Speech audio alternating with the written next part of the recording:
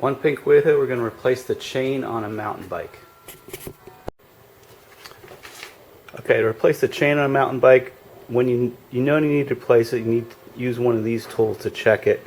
There's a marker here, it's either 0.75 or 0.8. That's the percentage of chain left, and then there's 1.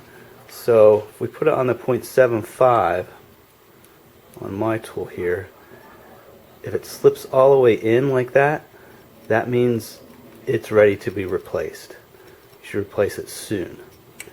If it's on the 1 and it slips all the way in, you need to replace it right away. So I've got some left still on it. But I want to replace it now so I don't ruin any of my other components, because it will wear your cassette if you let the chain go too long. Then you got to replace that, which is much more expensive. Before you take the chain or the derailleur cogs off, just note how the chain wraps around. So it goes around here like this, and then back on this cog, and then outer on this cog. Just so you don't get confused when you put everything back together. Okay, so your basic procedure for replacing the chain is take the old chain off, and to do that, if you have a quick link, you're supposed to be able to squeeze it together and push it out.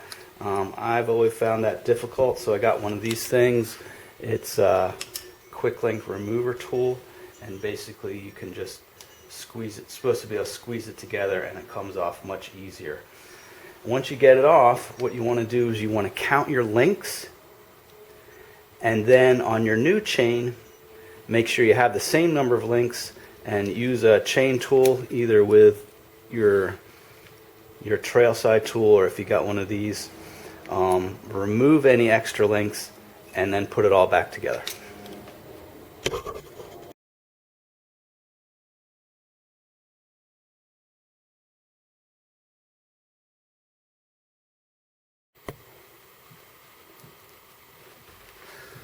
Okay, so now what I've done is I've counted the links in the old chain, which is 113.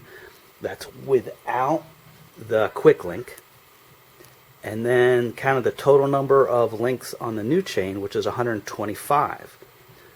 Again, without the quick link.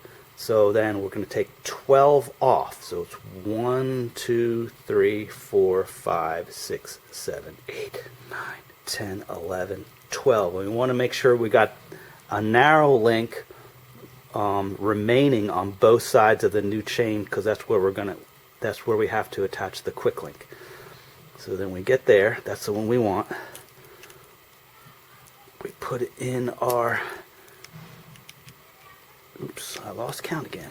1, 2, 3, 4, 5, 6, 7, 8, 9, 10, 11, 12. So that's the one we want to remove right on that pin.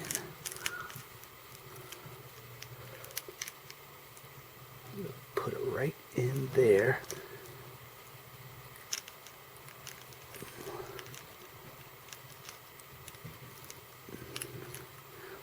Like,